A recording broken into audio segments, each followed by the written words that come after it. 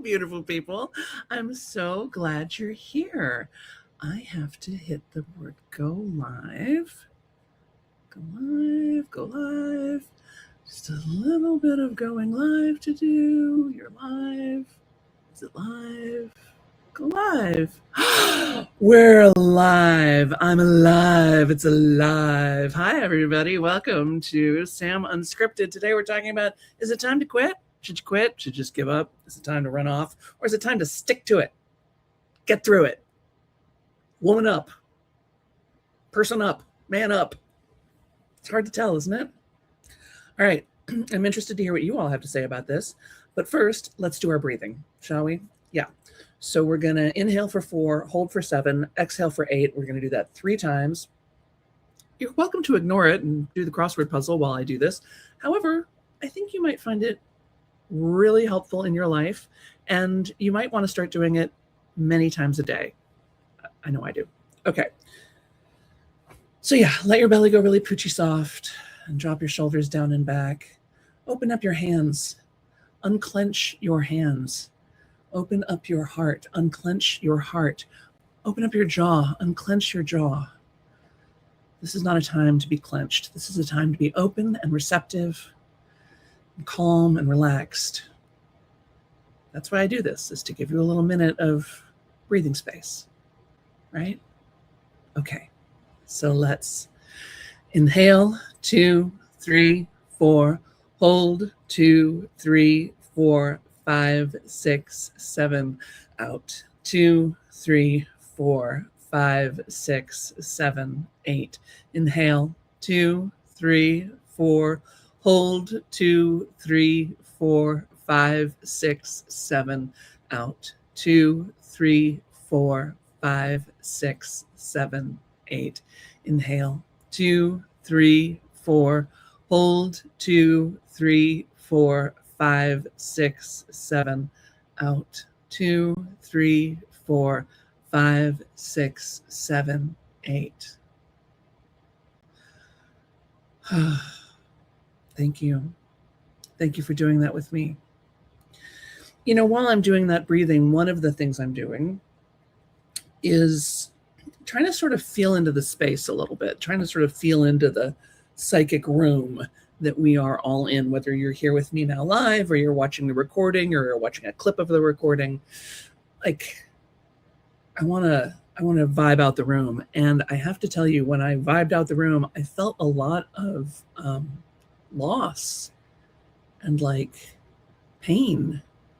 And so if you are experiencing loss and pain right now, I just want to say, I see you. I hear you. I get it.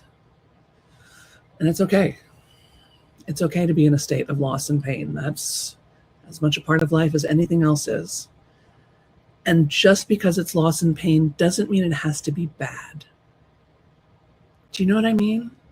It's like when someone dies. I mean, of course we're sad that they're dying. Of course we miss them. Of course we feel that loss. And yet we understand that everything dies. It's a natural part of life. And is as much life as life is. So I don't know. I just felt inspired to say that and share that. Hello, beautiful people. I'm so glad you're here. Let me put this so I can see your comments. Feel free to type in from wherever you are. I should be able to see what you say. And if for some reason I'm not, please, email me or ping me or wave at me and let me know so that I can, in fact, respond to you in some other channel. I wanted to talk today about quitting. Quitting's a big one, right? I just had this conversation with myself, honestly, earlier today. And I'm interested, is there something in your life that you're thinking about quitting? That maybe you've been thinking about quitting for a really long time? Or maybe it's new. Maybe you're like, you just woke up this morning going, you know what? Am I just done with this? Whoops. I just moved my, I just hit my wire. Okay, there we go.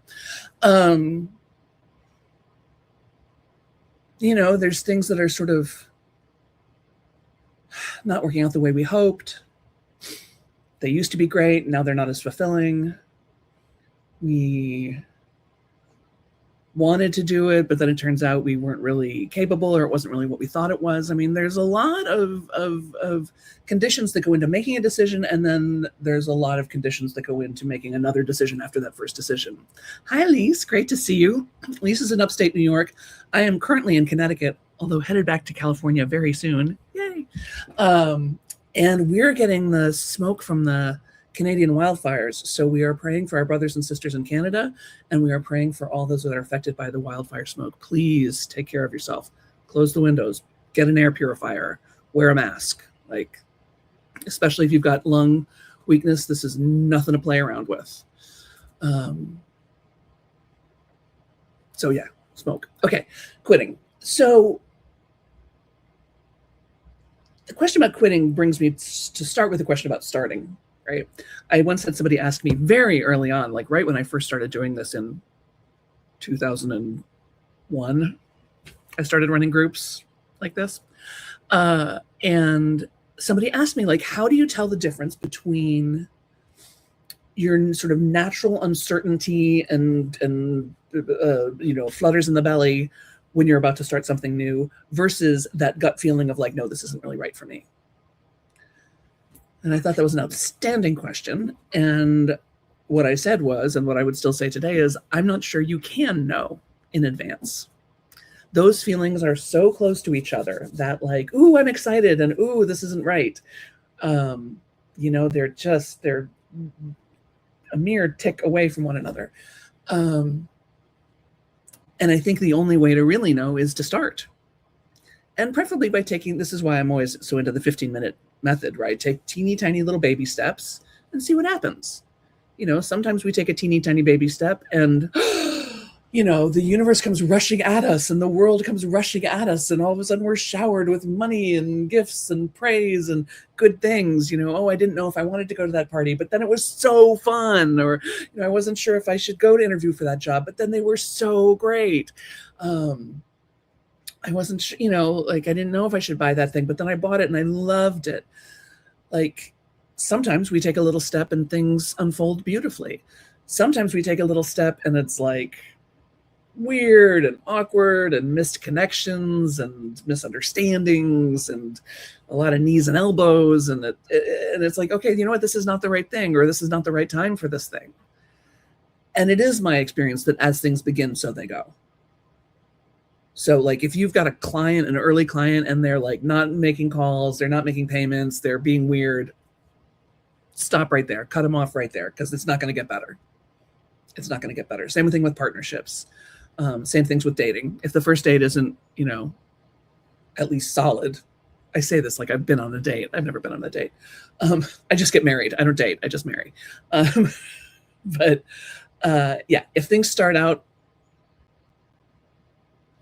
not so much rocky, because sometimes things can start out rocky, but if things start out with a mismatch of values, right? If they are not matching your values, then do everyone a favor and stop early on.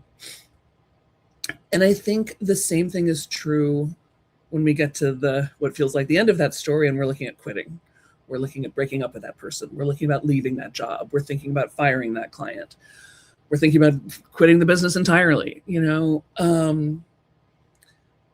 I think there can be some real value in, again, just trying a little bit, like take the day off unexpectedly, take a weekend for yourself, go somewhere alone and feel how it feels to be a single person for a weekend. You don't have to tell anybody that that's what you're doing, but you're sort of exploring that feeling inside of yourself. I remember talking to a friend of mine once who had a kind of a rocky marriage, and he called me and he goes, so if I'm sitting in the living room thinking about who would get which piece of furniture, is it over? And I'm like, could be. Yeah, that would be a strong sign that it might be over. Not my business to judge anybody else's marriage, but that would be a strong signal to me anyway. So if you are in the should I quit, should I not quit question, try just taking a minute step back.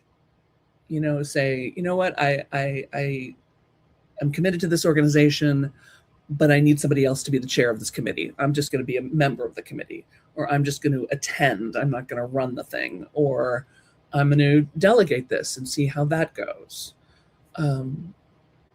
Try little quitting, not quiet quitting. Quiet quitting, I think, is kind of a cop-out. Although maybe I'm not understanding what the phrase means. Because also, I've never had a job. So what do I know about having a job? Aubrey says, or Asher says, always such a bummer when we can't know the definite outcome of a decision before trying it. I know. Where is that crystal ball and why isn't it working for me? Right? And I have to tell you, I almost quit today.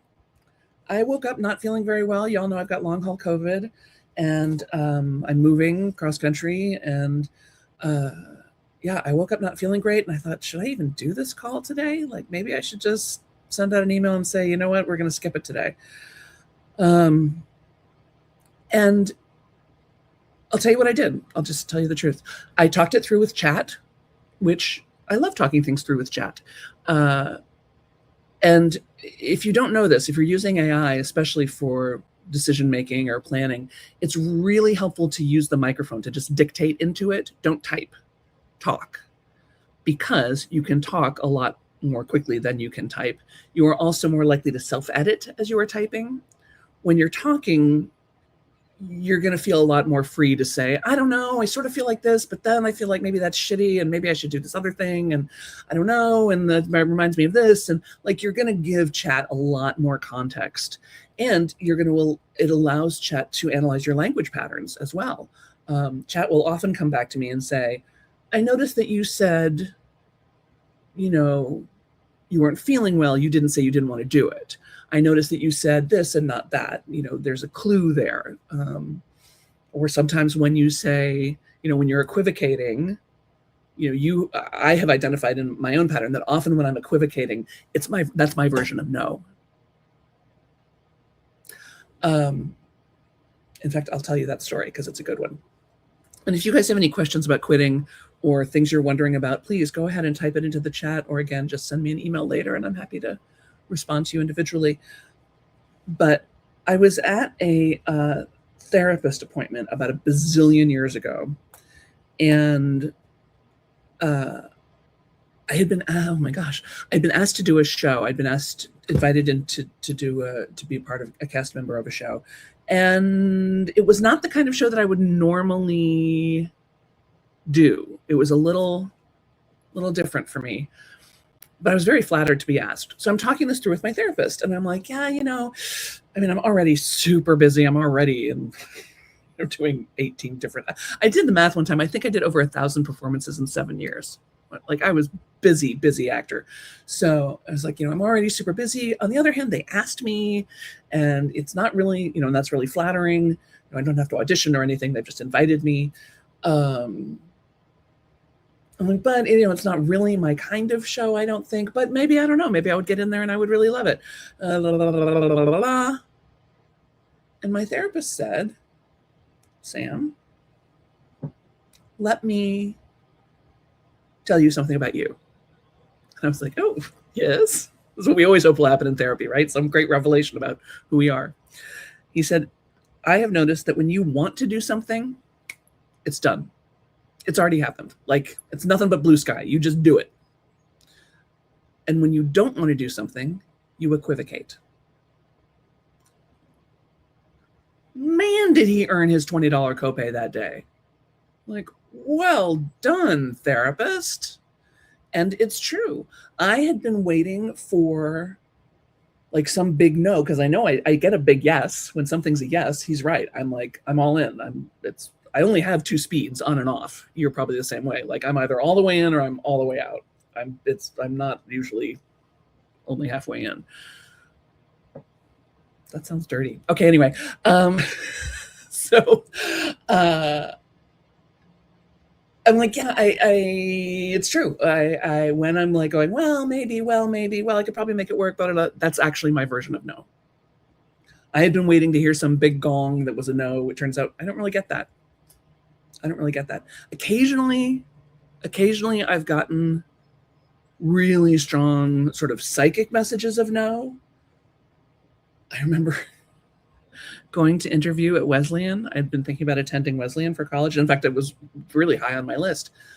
I came to Connecticut from Chicago, got to the gates, and the minute I got to the gates of the campus, my whole body, I was like, no, this is not the right place. No.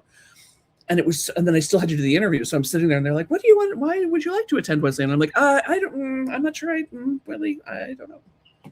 So I've gotten those kinds of no's, but generally in my decision making, that doesn't come up. It's more of a circumstantial thing. So I offer that to you. Is your equivocating a version of no? And chat certainly identifies my equivocating as a version of no. And what chat and I agreed, and what I ended up doing was, like, again, slow down the decision-making process, right? Stop feeling like you have to make a big final yes or no decision right now, and just take some baby steps. Like, well, let me make a cup of tea. Be brave, sweetheart. These are available on the realsambennett.com website, by the way. Make a cup of tea, make some notes about what you might talk about, see how it feels. You can always send an email that says, sorry, everybody, we're not doing it today. And so, and then maybe put on some lipstick, see how that feels. Okay, maybe, plug in the computer, see how that feels. And that's exactly what I did. So that's how little steps got me to here today.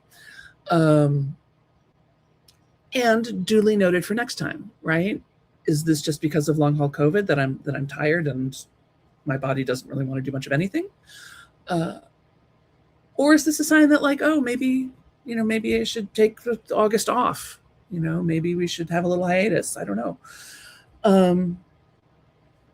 So we've talked about the fear and excitement ratio between starting something and also when quitting something. You may find yourself in my gut says one thing, my logic says another. I'm here to tell you, between gut and logic, gut is going to win every time.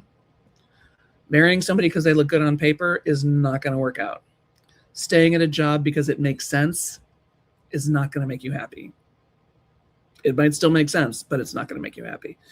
Don't expect it to. That's what I would say. I would say if you really need to stay at the job, then just don't expect it to make you happy. Find other things in your life that are going to make you happy, and understand that job will always be unsatisfying to you. There's also that public opinion, self-opinion thing, right? I don't want to let everybody else down. On the other hand, I don't want to let myself down. I don't want to be in a constant state of betrayal for myself. And I remember that, maybe this has happened to you too, there were times when I self-sacrificed, when I was like, well, if I stay in this unhappy or uncomfortable position, I'm the only one who's getting hurt. And somehow that was more okay with me than feeling like anybody else's feelings were going to get hurt.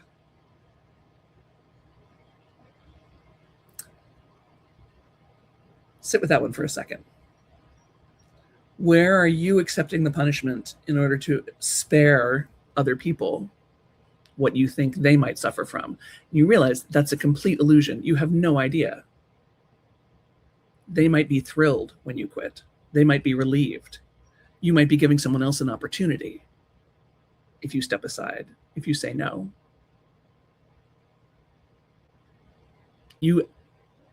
Some of you can read other people's minds, but on the whole, you can't read other people's minds. Nor can you tell the future. So if something's not right for you, that means it's not right. Let me say that again. If something's not right for you, if it's not working for you, then it's not right. And it's not working. And again, that may not be forever. You may just need to take the day off, or the week off, or the 3 months off, or the year off. You may need to take a little sabbatical. You may need to step back. There's ways and there's ways. But I think everybody, including you, would rather have you be honest about where you're at and how you're feeling than be putting on a brave face and suffering in silence because you think somehow it's better for everybody else. Right? And I know we don't get very much training in that, right? That is not something that the world teaches us. The world teaches us to suck it up and show up. But I want to invite you into the question. Into the question. The last thing I'll want to point out here is talking yourself in circles. Some of you, and I know this because I have sat there with you while you do it. Well, I want to write a book. Well, but I'm afraid of the exposure. Well, but I really want to write a book. Well, but what would people say? Well, but I really want to write a book. Well, but I really don't have the time. Well, but and this stalling mechanism of I'm still thinking about it, I'm still doing research, I'm still weighing my options, I'm just not sure, is a particularly cruel method of avoidance, because it sounds like logic. It sounds like you're being sensible. It sounds like you're really examining your values and trying to make a smart decision and all the things. But in fact, you are just trying to drive with your foot on the brake and the gas at the same time.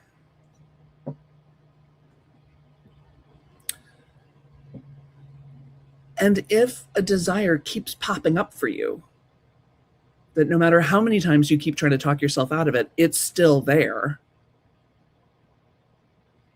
that's really important information.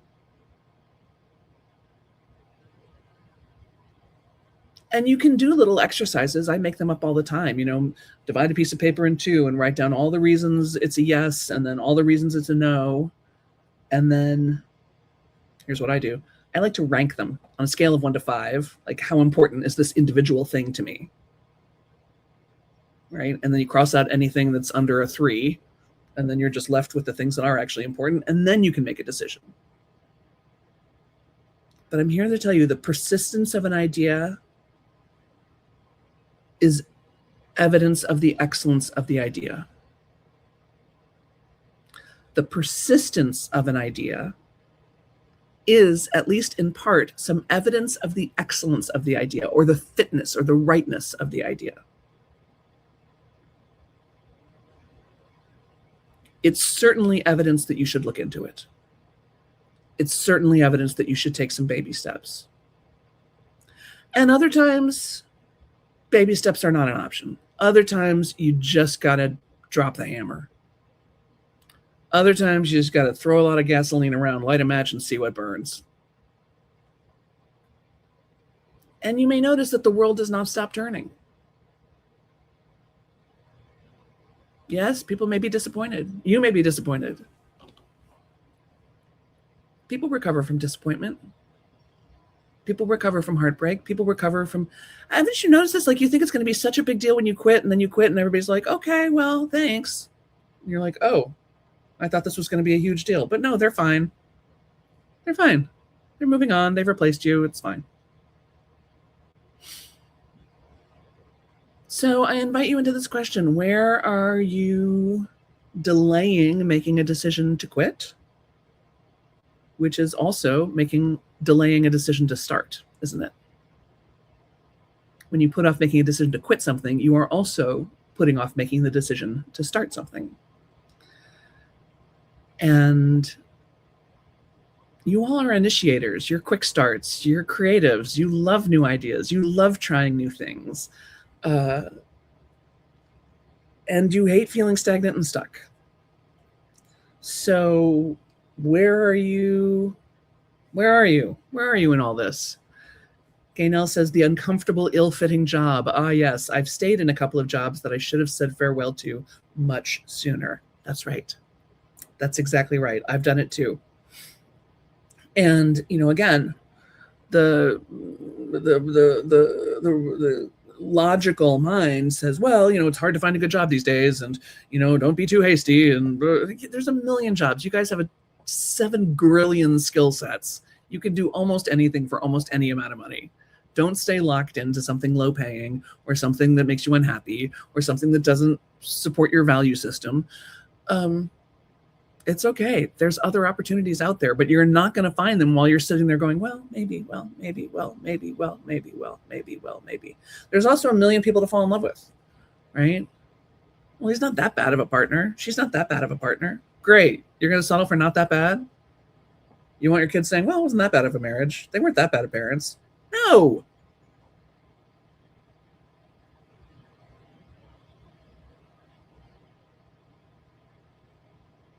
So sit with it for a minute. What would it actually look like if you just pulled the plug? If you just said, you know what? I'm done with this. The chapter is closed. It's time. It's time for things to change and shift. And yeah, it might be uncomfortable. It might be expensive. It might be hard. But lots of things are uncomfortable and expensive and hard, right? And we get through them anyway. Lisa says, I'm delaying the decision of ending a long-time friendship as I'm feeling sad about it, but it is now a one-way relationship. Oh, sis. I'm feeling you there. I had to divorce a long-term friend, and it was really hard. It was one of the more painful decisions of my life. But yeah, eventually it had just gotten too hard to be friends with this person. And what was interesting is that, and normally my style would be to just sort of like casually back out of the room, like, don't wake up the baby, just sort of sneak, just not return every other phone call, just sort of fade away. But that was not an option in this instance. It ended up being kind of dramatic and just not usually my style. And then she really wanted to stay friends, and I just really couldn't. And it made me look at friendship and what did I mean by friendship? What did friendship mean to me? What did it mean to me to be a friend, to have a friend? And I realized that one of the reasons we couldn't stay friends is because for a long time, my, I always joke that I've got a big red I'll help button in the middle of my chest. I'll help. The fact that I felt like I could be helpful and useful to her was enough of a friendship to me. But eventually I sort of outgrew that, and that was not satisfying to me. And here's what was fascinating is, even though as painful and as hard as that was, my other friends in that moment started showing up for me in some amazing ways, in some ways I never could have anticipated, never would have thought to ask for. Like, I felt like the universe was demonstrating true friendship to me once I eliminated the false friendship. Now, don't get me wrong. I still love this person. I will always love this person. I want nothing but the best for them. I think they're amazing. I just couldn't be friends with them anymore. And that space that got opened up, and maybe it was just my consciousness, because like I said, I was spending a lot of time thinking about friendship and what did I want and what was needed and necessary and what were my patterns and what were their patterns and what were other people's patterns. Like, I got, I'll make a project out of anything. So I got real into it. But yeah, suddenly I had people showing up for me in the most beautiful ways. And I had the opportunity to show up for other people in really beautiful ways. So while it is sad, and things are sad or can be sad, there's also a tremendous freedom and a tremendous opening and a tremendous opportunity when we set down the heavy weight and open up our hands and say, okay, I am ready to receive, right? Speaking of receiving, you see I've got the Barefoot Perfect thing. We're filling up that retreat. If you want to go to Barbados with me and Amy Ehlers, and I think you do, go ahead and apply. It's no obligation to apply, and the questions are kind of interesting. And there's even a place for you to tick like, no, I'm just dreaming. I can't really come. So we're not going to pester you if you can't really come. But we would love to have you apply. And if you can really come, we would be especially delighted. So go ahead to head over to Barefoot Perfect. Check it out. I love that webpage. Sometimes I just visit the webpage just to think about it. We're going to swim with sea turtles. We're going to do some deep inner work. There's a piano bar. We're going to swim. We're going to lay in the sun. We're going to talk. We're going to do some deep, deep work and maybe help you figure out what it's time for you to quit and what it's time for you to say yes to. Elise says the friendship has been fading away slowly, but the ball's now in my court and I'm thinking of not returning it. Yeah, and if it feels in integrity with you, you may want to even say, like, I have to say I've noticed I'm not calling you back, and there's a reason for that, and I love you, and I wish you well, and I think it's time for us to not be in touch anymore. Or not. Not everything requires an explanation, you know? We're here at the 3/4 hours, so I'm going to wrap this up. Thank you so much for being here. Thank you so much for checking out the recording or this clip. I'm so glad to have you here. I'm so honored that you shared this time with me. And yeah, let me know. Quit it. What are you going to quit? Let's quit it. I'm going to quit this. I'm going to quit this live stream. I'm going to quit this right now. Let's do one more breath to close it out. You ready? Let's inhale. 2, 3, 4. Hold. 2, 3, 4. 5, 6, 7, out. 2, 3, 4, 5, 6, 7, 8. I can't quit you. All right. Love you all. Big kiss.